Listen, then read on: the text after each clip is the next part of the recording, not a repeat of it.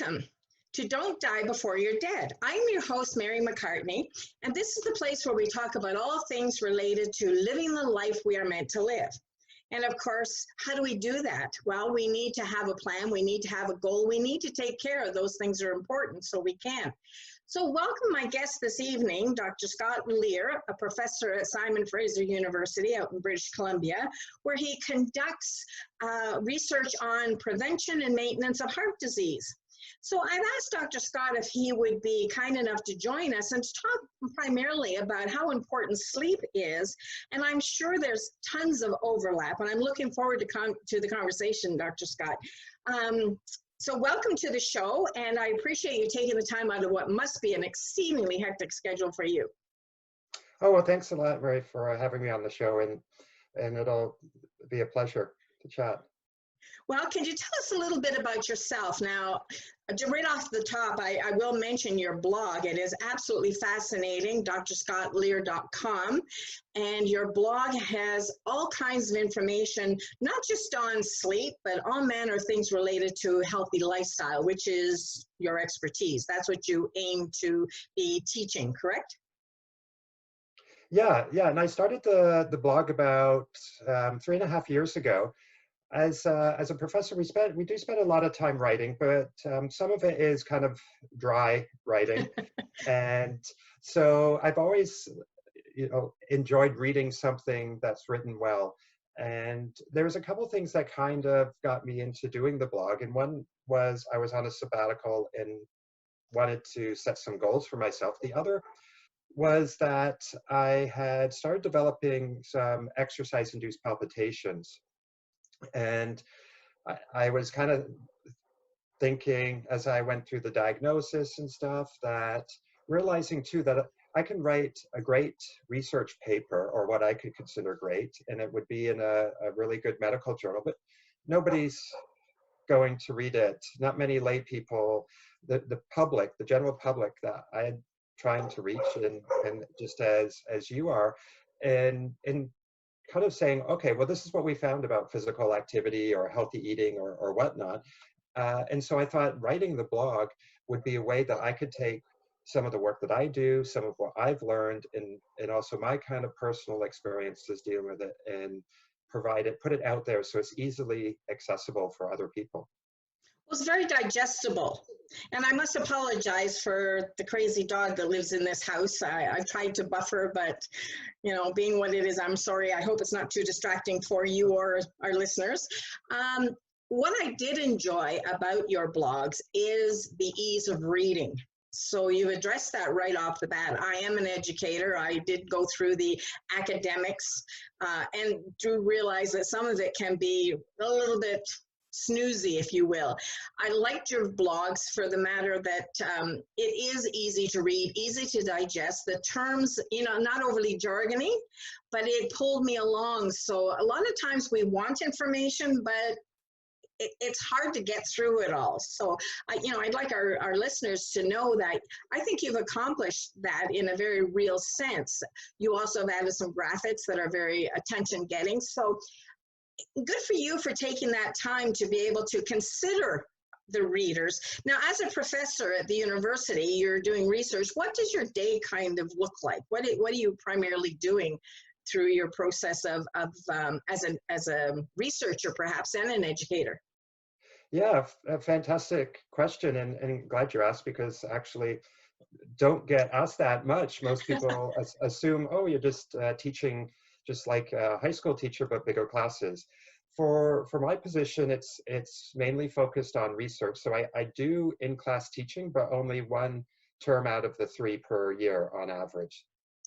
Now, my day as with anybody's career, my day has changed over the years. When I first started, I was actively working with study participants and maybe measuring blood pressure, asking them to fill out questionnaires and so forth. And as my program started to grow, I needed to have more graduate students and hire staff because I couldn't be everywhere at once. So a lot of my work now is, I guess for lack of a better term, a lot of it's high-level management, project development. So the research ideas that we do I'll search, I'll write grants to search for funding. Then we get, if we're successful, we get the funds. I'll manage those funds. I have a staff person who helps with the budgeting and things.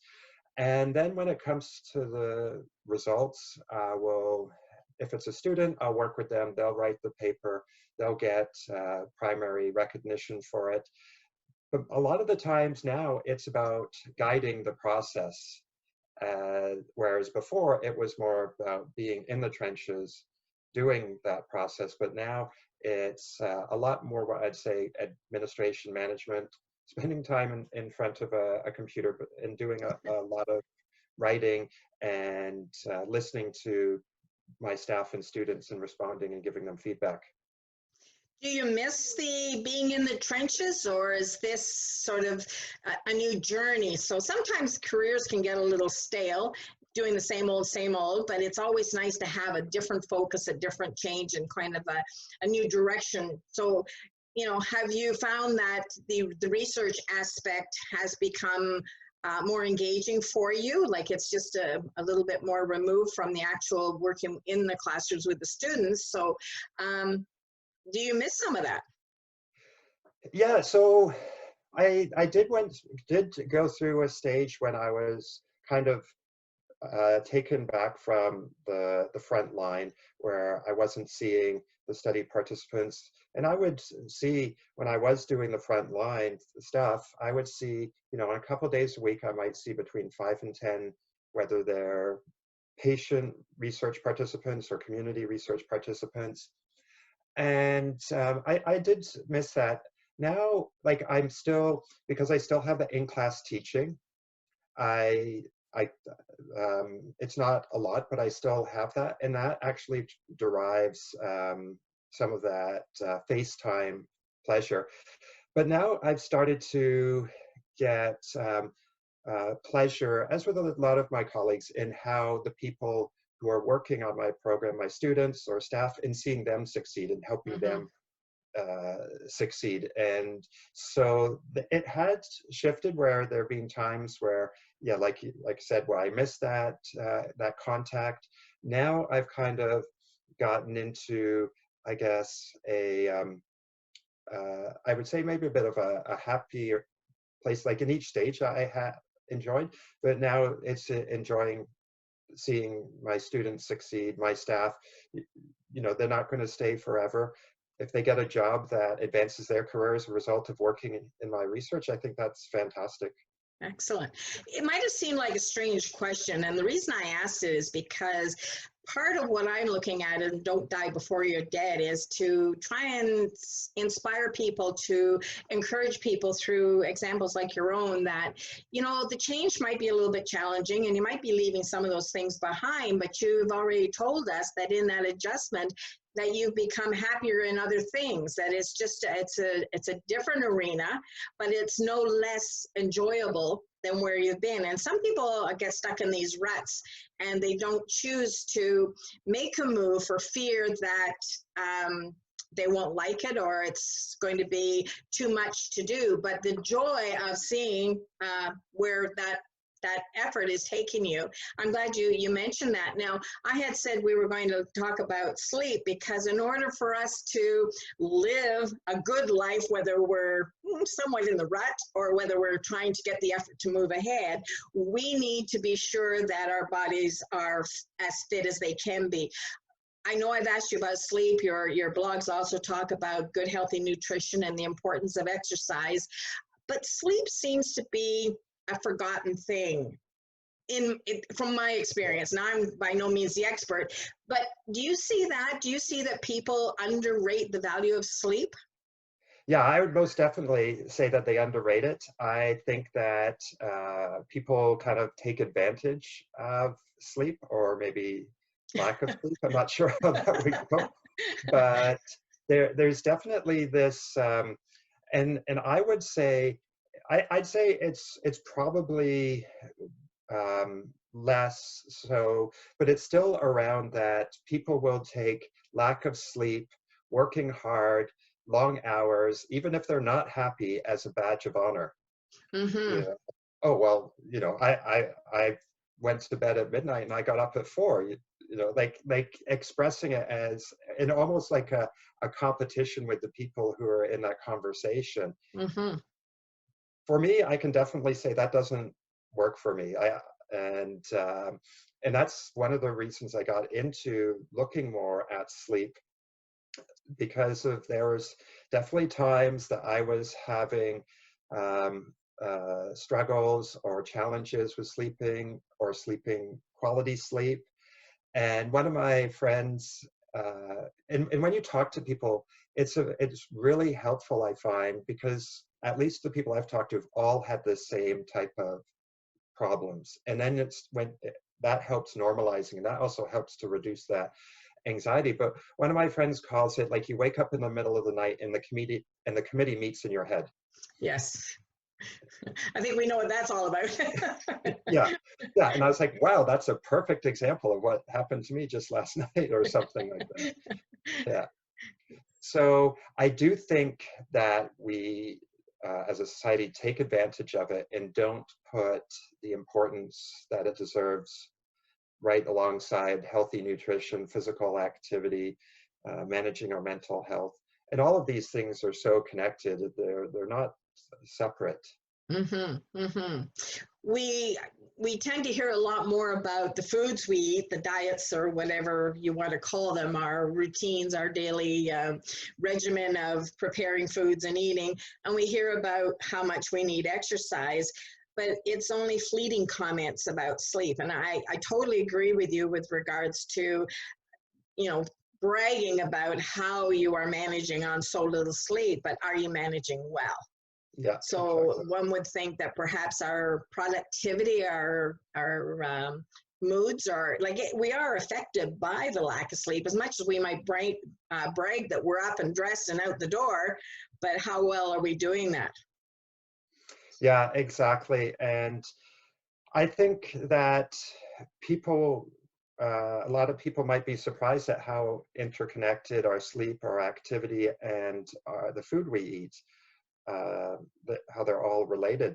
For example, there are actually long-term health consequences of poor sleep, and people who don't get enough sleep, what tends to happen, and all of us are there at some point in time, and we start to, in those cases, it's not uncommon to actually take in more calories during those days of lack of sleep, because our adrenaline's running, we need the energy to keep us going.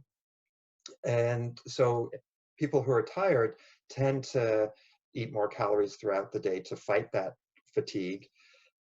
Conversely, what we eat can also, like shortly before our sleep, can affect our sleep as well. And then obviously, if we're tired, we're less likely to want to be physically active.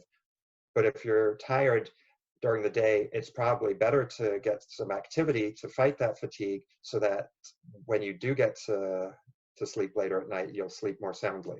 Mm-hmm, mm-hmm.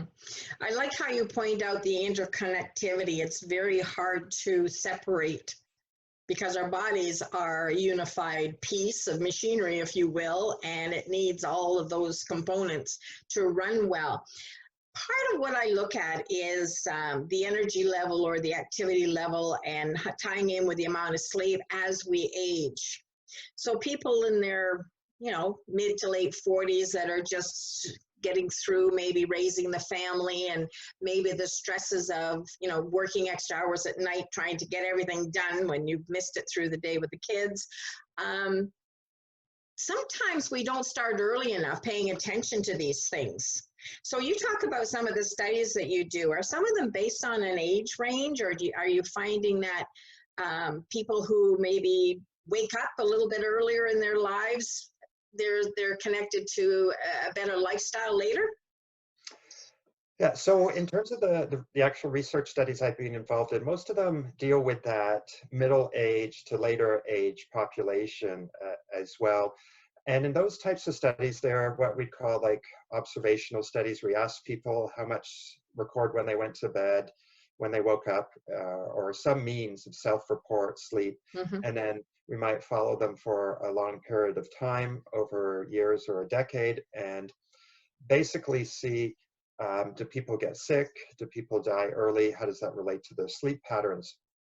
And it tends to be that there is a bit of a sweet spot for like people in middle age to around like 7-8 hours per night. People who sleep more, there tends to be an association with earlier disease and earlier risk for death. Some of that, though, because this is what we call like an observational or longitudinal study, these people could be sleeping more because they have some underlying illness already. Like if people who are sick, we try to deal with that in our studies, but we can't Mm-hmm. say that we're perfect at it. And then lack of sleep can also be an indicator, or more set people up for things like obesity and diabetes. Now, in kind of stuff that I've learned is a lot of us have probably seen these articles about like, oh, like all successful people or get up early in the morning and do their work and stuff like that. So so at first I was like kind of wondering, okay, so this person's getting up at 4:30, this person's getting up at 5, but it never talks about what time they go to bed. Or True. a lot of them don't. But really they're still getting the same amount of sleep. And a lot of times that comes the reason that works for some people, and I get up at around 5:30, so I'm usually start my kind of wind down period at 9 at night, Mm-hmm. is that a lot of us are at our creative best early in the morning, or when we first get up. It doesn't necessarily have to be in the morning. And earlier in the morning helps because we don't have those distractions. So, if let's say you get into an office, or you decide to check your email at 9 o'clock, you could be spending like quite a bit of time dealing with those dozens of emails, or get distracted that way. Mm-hmm. Another way would be to say, put off those smaller tasks to later on. And I think there's that combination of making sure that you get into that sleep routine, and then kind of how you focus your day. But a big thing too that I've practiced and learned is what's called social jet lag. I saw that term and I was hoping you'd explain that, because that's the first I'd heard of that. That's excellent. Yeah, and so we know jet lag if we're flying across the country and Right. it's different time zones. Well, social jet lag is when basically, the most common thing is, okay, it comes to Friday, we'll stay up later at night because we know we don't have to work the next day or go to Mm-hmm. school the next day. And then we stay in bed maybe an hour and a half later. Then Saturday night, because of that, we might extend it even a bit more. And then Sunday, we're getting up, maybe 2 hours later than usual. Right there, that is the same thing as flying to another part of the country, to another time zone. You've started to put your body into a different time zone, but then you try to go back to your routine Sunday night. You're not as tired, but you still have to get up early Monday morning, and it takes you a couple days to adjust. So I can totally appreciate wanting to relax, stay up a bit more on the weekend, and maybe sleep in a bit. But what that says, and especially as you get into that middle age and later age, you start to feel those effects. So your Monday and Tuesday are kind of drained as you kind of switch your biological clock Right. back to your weekday time, and then you've got a few good days, and then you switch it back to your social clock on That's the got to be weekend. hard on the body. Yeah. Is there any truth to the statement that I heard years ago, and with you doing a lot of research on, heart disease, and that falls into this, that primarily more heart attacks occur Monday mornings when people are waking up to alarms and heading off to someplace maybe they didn't really want to go. Is there any truth in that, or is that just kind of an old wives' tale? Well, there's we probably see the research a bit more clearly around around like when we do change our clocks, more so in the springtime when we spring forward. Because we've Is lost the hour. Yeah, we've lost the hour. We do see an uptake in definitely car accidents for sure, and there might be some uptake in heart attacks as well, because there's an increase in when you're tired. It's like things can get on, like it affects your mental ability. You're easily stressed. You're not as happy. It's kind of it's easier to explain the reverse. Is like when you get a good night's sleep, you wake up and you feel like you can take on the world. Yes. It's the exact opposite of that. The world's going to take on you. Yeah, and then if you have like if you're short on sleep one day, and you might find things pressuring you, or feeling stressed more so than you would, and then you get a good night's sleep that evening, and the next day you're thinking, wow, like that such and such a thing, that's not so big of a deal now. Yeah, the perspective changes because you're out of the fog. Like we jokingly talk about brain fog, and it sounds a little like what you're describing. Yeah. And I have heard the reports about like the car accidents with the time changes. And I don't know about BC, but it's just been on the news recently. I'm in Ontario, obviously, and that there is a motion to not get involved with the daylight savings time, and Quebec is discussing the same thing, and I think it's pending on whether New York is going to do that. So there needs to be more collaboration. But I think maybe, I don't know if this is true or not, but maybe the world of healthcare is behind that, saying that what we gain is not as much as what we lose from that process. Yeah, exactly. And I think historically, and I could be wrong, but I think historically the time change came into effect as kind of more energy savings as opposed to health, and trying to make sure that the lighter parts of the day are during like the business times. And but what we have found is, as you said, is that it wreaks havoc on our system for definitely those first few days. It's not now, in kind of our modern technology and how we manage our energy, it's not as energy efficient. Right. And I'm well aware of these discussions, and I think they're going on everywhere. The interesting thing will be how they decide, because I think most people would like to see it in such a way that it's like lighter when we get home from work, right? So what happens in the fall is we fall back. So it means that what was 8 o'clock in the morning and is now the same, that brightness is at 7 o'clock in the morning. Now, sleep experts would say that you want the light in the morning. And the reason for that is because even if you're tired, even if you've had a bad sleep, the best way to energize yourself after that is to expose yourself to natural light. And so the concern of keeping that the summertime where is that, it won't get, especially in Canada where we're higher up in the north, it won't get as bright until 8 or 8:30 when we've all started to get into our cars and drive around. Sure, we might have an extra hour after work of brightness, which, as I said, most of us want because of it's our leisure time. But from our body's kind of biological clock, we need that exposure to natural light to get us charged up and give us that energy boost. I'm very much affected personally by the darkness of winter. I'm not a winter fan.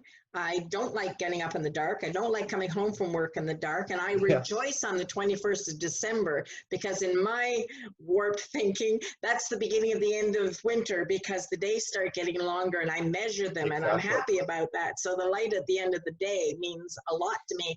And I certainly hope I'm not the only one that feels that way. So, you know, realizing that, you know, waking up in the morning and how we feel about getting into our day sets the tone. I mean, we make all kinds of jokes about if you want a good start to your day, don't step on the scales.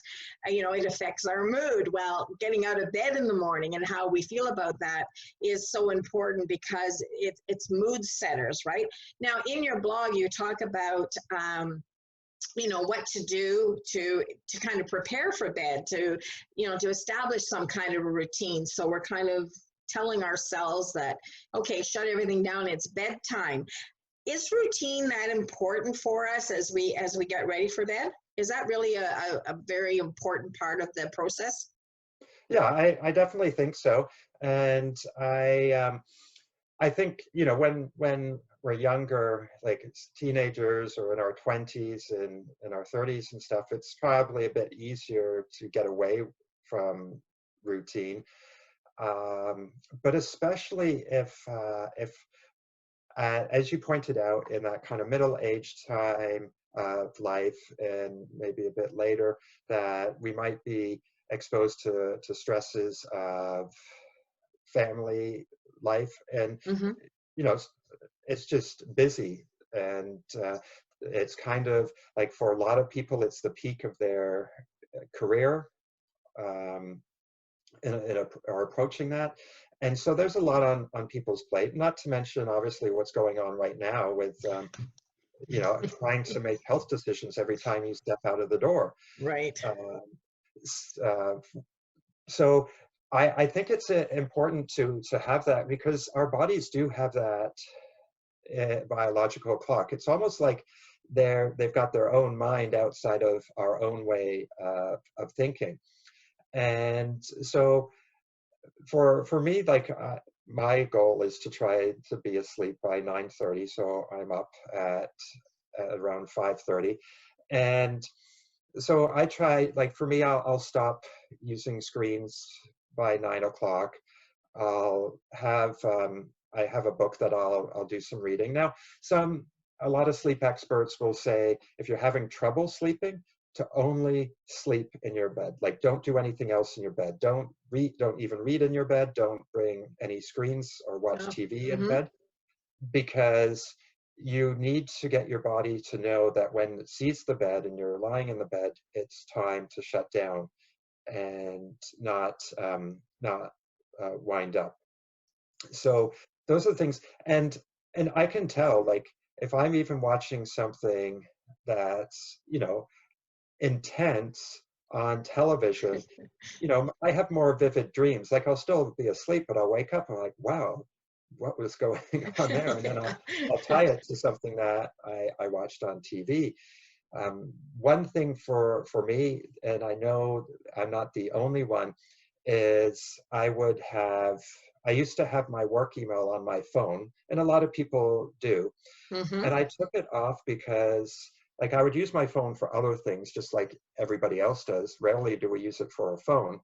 Uh, and I would see if there's a new email. And sometimes, like, if I'm reading, I've had numerous times where I've read an email at like 8:30 or 9. Sometimes it's not necessarily the most polite email. Um, but even if it's polite, it just gets my mind working. And then Yeah. lie in bed thinking about it. So that was something that really helped for me, is I just limit checking my email, um, to work hours, give or take, a couple hours at the end of the workday if needed. But at 8 o'clock, 9 o'clock, I'm not checking my email, and that's helped me a lot. A question for you with regards to, like falling asleep is one thing, and having the good routines to kind of help us say, okay, now it's bedtime. And there's so many things that are running through my mind right now to ask you, but waking up in the middle of the night, like, toss and turn, and watch the clock, and like it just is it advisable to just say, this is nuts, I might as well turn on the light and read until I'm tired and go back to sleep? Because that seems to me more productive than trying to fight it if you can't sleep. Yeah, What do you that suggest? can be, yeah, that can be very tempting, but what the light does is it actually suppresses. So melatonin is what does a number of things, but it's also considered the sleep hormone. Mm-hmm. And it is affected by the light dark cycle. And that's why, like, you might notice that in the summertime, you could probably get away with less sleep, unplanned, Mm-hmm. just because you're exposed to natural sunlight for much longer during the day. You know, if you're in the wintertime, like that could be a difference of half an hour to an hour for some people. Mm-hmm. And so what happens, so the sunlight suppresses melatonin, as does physical activity. And so when it's dark out, that's when our melatonin gets released, and that starts to set up a number of things related to winding our body down, getting ready for sleep.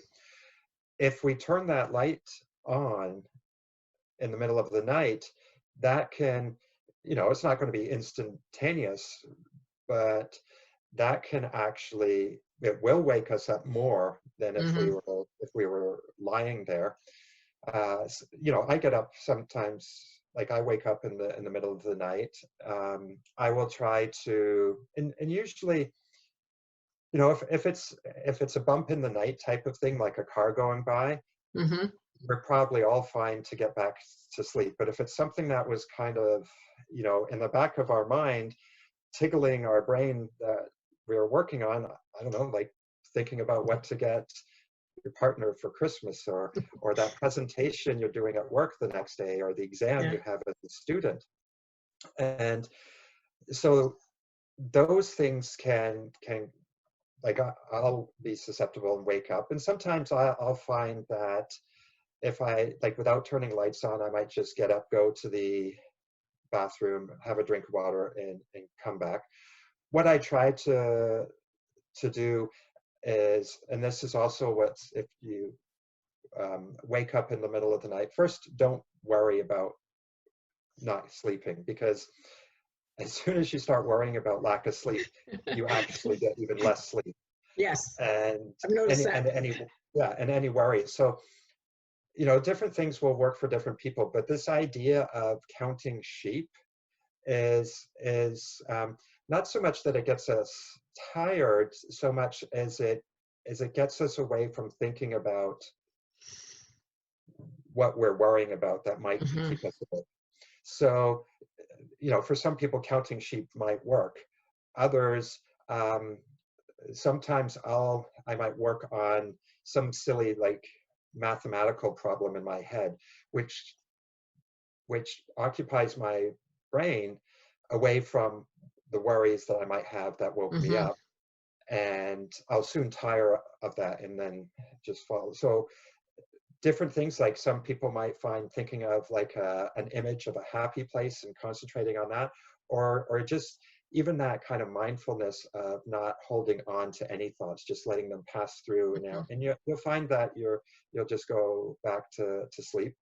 And then when you wake up is not to beat yourself up over lack of sleep and worrying about it for the whole day. And I know that both from my professional experience, but also personal experience, it does no good. And just kind of saying to yourself, you'll get through the day and everything will be fine, and you'll have another chance to get a good night's sleep later. So it doesn't become too cyclical that you're worried about not sleeping, so you're not sleeping, so you're worried about not sleeping, and it just Exactly. perpetuates, right? We had friends that used to come to our place, and about 9 o'clock in the evening, on like a weekend, and they sitting around for a few minutes saying, okay, well, what are we going to watch? What movie, what show, whatever, right? So collectively, and you have guests, so you kind of give some leeway, and they, collectively you decide, okay, we're going to watch this show. and they might have a stronger preference. Well, within 5-10 minutes of the show starting, they drifted off. So you sit there watching this show, and at 11 o'clock, they wake up, they're ready to go, they're hungry, they're in the kitchen, they want to eat, and you're done. And so it's sometimes it's the company we keep and what happens in our lives. So for them, it's kind of, it always amazed me that we used to call it their pre-sleep sleep. But and then of course they were up at 6 in the morning, but that would seem to be their routine. So perhaps even if it's not so healthy, not so good, as opposed to saying it's bad, if it's a regular routine, it would work. Yeah, and I think, like, so in some of those studies that have actually, sleep studies that have actually looked at napping, have found that napping, if you add in the nap time to the total, to the sleep evening time, if that gets in that 7 to 8 hour range, that seems okay. Now that can be helpful. Now, napping can also be a sign of somebody who's already ill, maybe doesn't know it, but you can imagine certain, obviously, very different chronic diseases or ailments will make us tired, and so we'll nap during the day. So that's a totally different thing. Right. But this notion of the siesta, that's part of like Spanish cultures, some Latin cultures, can actually, like, it is fine. Like, so they might get 6 hours of sleep at night, but have a couple hours during the day. And that doesn't seem to be as detrimental as first thought. And I think you're right about the routine. Like, my wife and I are on different routines. So one of the reasons I get up early is because I like having like an hour or two before the rest of the house gets up. It's kind of, I'm a morning person without being a morning person. So I like getting up, but I don't really want to engage in conversation right away. Yeah.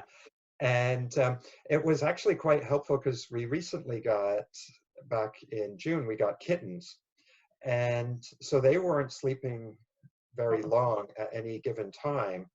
So I had the morning shift, and my wife would be up till around 11 or midnight, and so she would have the evening shift to take care of them, because yeah, they still were for a few months pretty needy.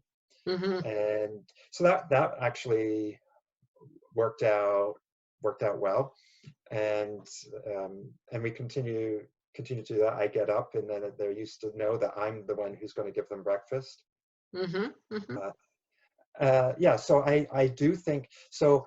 In that case, it's not like one of us is doing better because of the time of day we're going to sleep and waking up. It's the routine that if she woke up at like 5:30 or 6, she wouldn't be as sharp, and just like, for sure at 10:30 I'm not very sharp at all. Well, obviously you found what works for you, and I guess that's an important aspect, is being able to know for ourselves what works.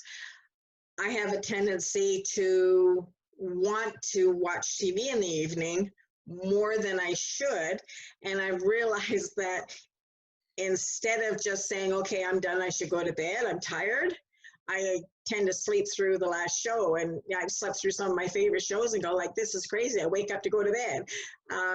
Fortunately, I have not had sleep issues. I've been very fortunate in my life that I can fall asleep fairly anywhere, anytime, easily. And I've done my all-night exam studying and marking and stuff like that. Couldn't do it today. So age kind of changes that. Those challenges that you could cope for a little bit of staying up all night. And now maybe I'm wiser. Maybe I think it's no reason to. So maybe I plan my life a little bit better. But there's something that you had mentioned as well in terms of getting too much sleep. And that can be almost as detrimental in some cases as not having enough. Yeah, so that's hard to, hard to actually study to really answer that question. It's easy to sleep deprive people in research. You just wake them up. Yeah, okay. So it's really hard to know if we're when we're seeing people who may be sleeping like 10, 11 hours during each day, some of these people might have some underlying disease. In some cases, in some of the studies we know, and what we try to do is we try to remove those people with existing illnesses from the research. But whether it's heart disease, cancer, kidney issues, there's always what we call this preclinical stage. And all that means is that's the disease happening without anybody knowing it's happening. So it's not when somebody has a heart attack that their disease starts. It's usually could be as early as in their 20s or in their 30s that the process is there. And so it can be a marker for somebody being something not right, as opposed to it's actually making the person sick. And as I said, it's really hard to study because we can't naturally get people sleeping longer. But shortening their sleep is definitely something easy. Oh yeah, there's plenty of studies where you have, like, I've never done these, but their sleep researchers will have rooms where they can control the lighting, and so that they have lights on to make sure people stay awake, and then they'll do anything. They'll study things from how much they eat to how their mental performance is. Yeah. I have in the past, I was working as a cost accountant for a car dealership in one of my earlier careers before I took up teaching. And I found it always kind of amazing that some of my best problem-solving situations came as a result of a good night's sleep. That there's specific places that you go look for solutions in most careers, and so you've got this situation. Luckily for me, usually it was my books didn't balance, but I never touched the money, so I wasn't concerned about where the cash went, but it wasn't recorded properly. But sometimes I would find that in a well-rested good night's sleep, I'd wake up in the morning with almost a sense of saying the problem was there, and I could go find a place I hadn't looked before, and ultimately it was proving to be very well. But that was the result usually of a really good sleep.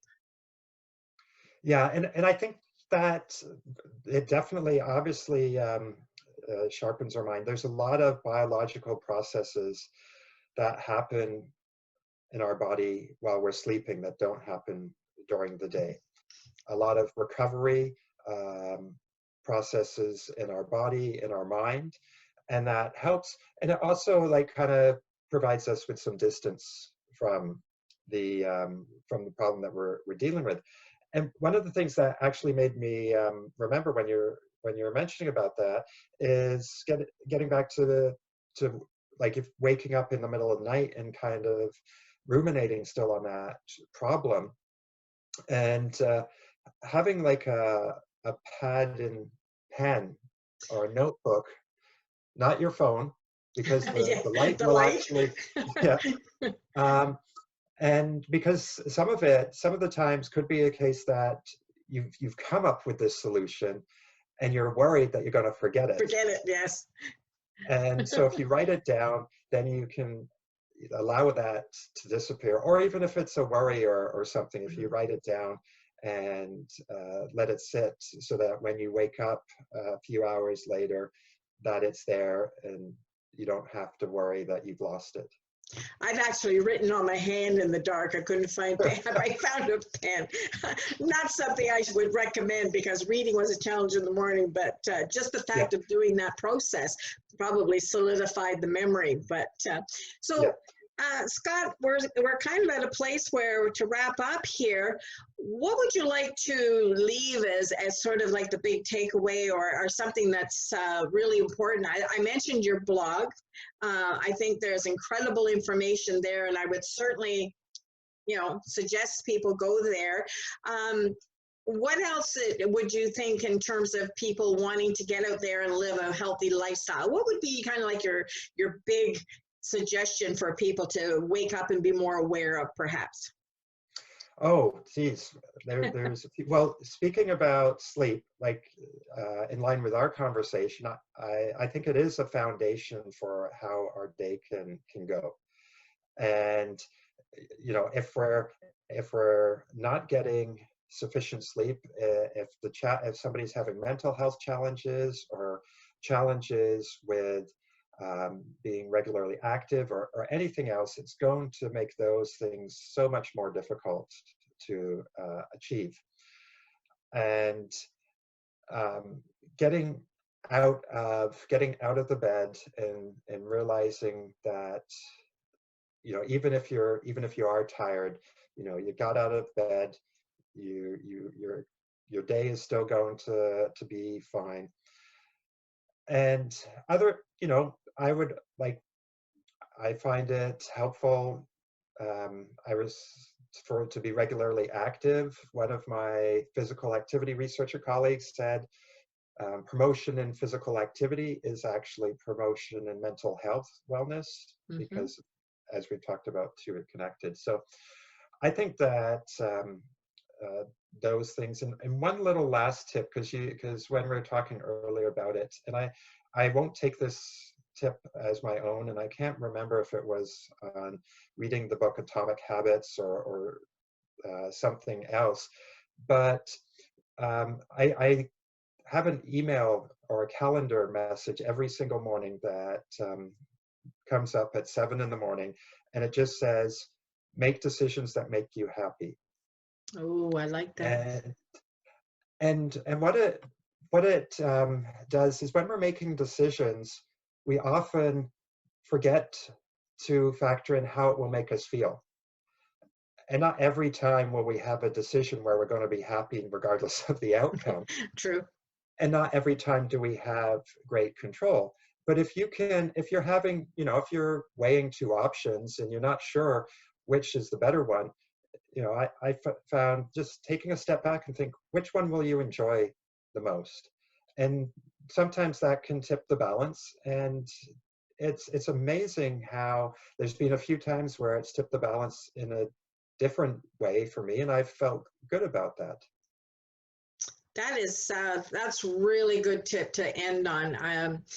Scott, we are people who maybe don't put enough distance in our decision making. It's too spontaneous, too rash, but how we feel about it in the long run. And that's exactly where I'd like people to be in terms of, are they living the life they were meant to live? Because if you get to be 75, 80, I mean, the finish line is on the horizon. There's not a whole lot that we can do differently at that point. But if we start now and say, okay, I want to be able to sleep better, eat better, move better, take care of my body, so I can do those things. So I've so appreciated you taking the time to be here. And where can they find your blog again? Yeah, so it's drscottlear.com. I also can be found on Twitter at Dr. Scott Lear. And so those would be two ways people want to see about the stuff that I'm doing and engage with me. Excellent. Well, again, thank you so much. I know, being a professor involved in research, how incredibly busy, but you're working on very important information, and thank you for taking the time to share that with us. And I look forward to reading more of your blogs. I'll certainly subscribe and be following, because I need to be more aware, because I can only talk about it for so long without feeling that I need to be actually taking the advice and implementing it. So thank you for your time. And in closing, let me just say, thank you for listening to Don't Die Before You're Dead. I'm Mary McCartney, and we dare you to live the life you were meant to live. Take care till next time.